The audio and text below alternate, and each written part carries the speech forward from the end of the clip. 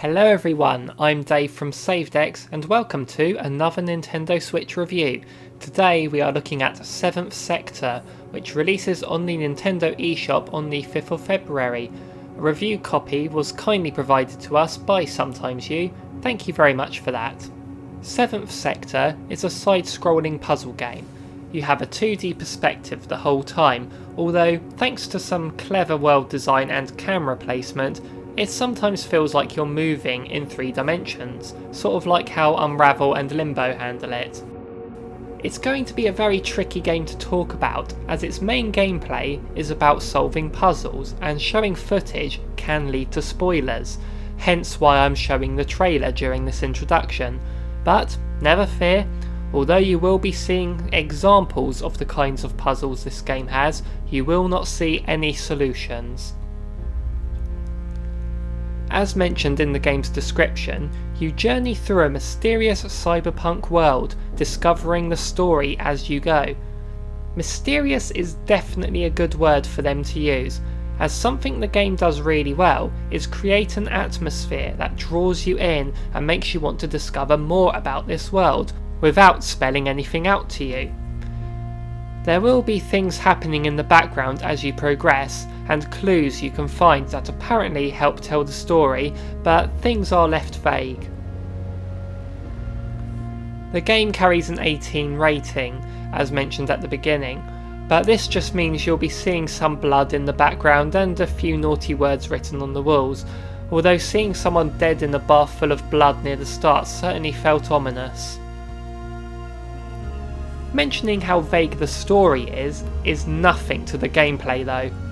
The game has no tutorials at all, it just leaves you to it. I do congratulate any game that doesn't hold your hand and lets you work things out for yourself, but there are times I felt that it went a little too far with the concept, but I'll talk more on that later. You control several different characters, starting as a spark of electricity travelling through wires, a ball, a robot with guns, a flying robot, and towards the end of the game, a human. I won't show him off, but he has some interesting stealth sections. The types of movement between each character does differ, but ultimately the controls are very simple. Analog stick to move, D-pad to aim in certain cases, A to interact, and Y to speed up. I found the need of a run button to be a little redundant, as there was no point where I didn't want to be moving faster, so it was a shame that the quicker movement wasn't the default speed. When playing as the Spark, you travel through wires, interacting with panels to activate the puzzles. Like I said, the game doesn't give you any guidance at all, and you have to not only work out the solution to the puzzle, but also what the aim of the puzzle is. Some I was able to grasp quickly, such as these number ones, but then I am very keen on number puzzles. But there were also a few that had these computer screens with menus and things that needed changing around. I had absolutely no idea what I was supposed to be doing here, and didn't know what the end goal was. I eventually found the right answer through guesswork. Even when looking back at the footage, I still can't understand it. Maybe it's just me being ignorant, but I didn't find these enjoyable. The most irritating example of this for me was this area here. I will not show you the solution, but explain my thought process. When playing as the robot, I reached this room. I noticed there were 3 panels up the top that made a different noise when I shot them, so I guessed I had to shoot them in a certain sequence to make a tune. The only clue I could find to go on were these buildings in the background. Some of them had lights on at 3 different levels. I assumed they represented the notes I should play. Trying that, it didn't work, like playing them forwards, backwards and reversing the notes. I eventually found out the right answer, but it had absolutely nothing to do with those lights, or anything that I could see, even when looking back.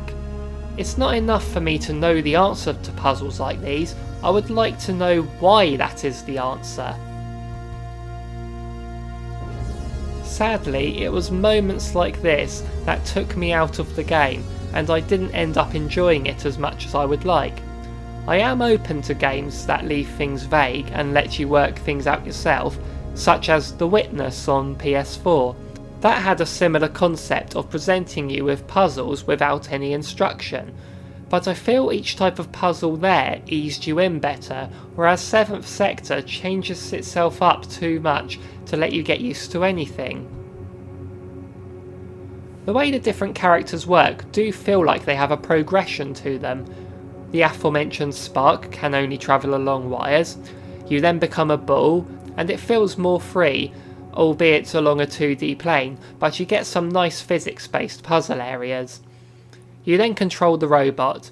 I found the robot to be the most frustrating, as it involved shootouts with other robots that involved us just shooting each other until hopefully they died first. Even when I got the hang of it a bit better, it was annoying to have to use the D-pad to aim up and down while moving the analog stick to move left and right.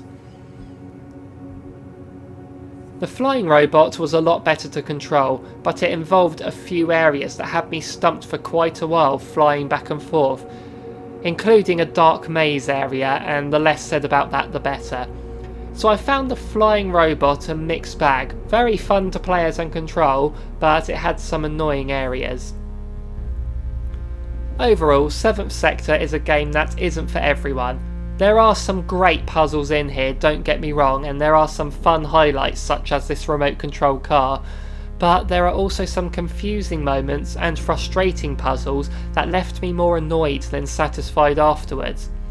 I approve of a game that doesn't enforce tutorials on you and make the game too easy, but I would have liked a little guidance. I felt this went a bit too far the other way. If you are the type of gamer that likes a good mental challenge, then you might enjoy this more than I did, but I do feel that the asking price of £17.99 is a tad too high.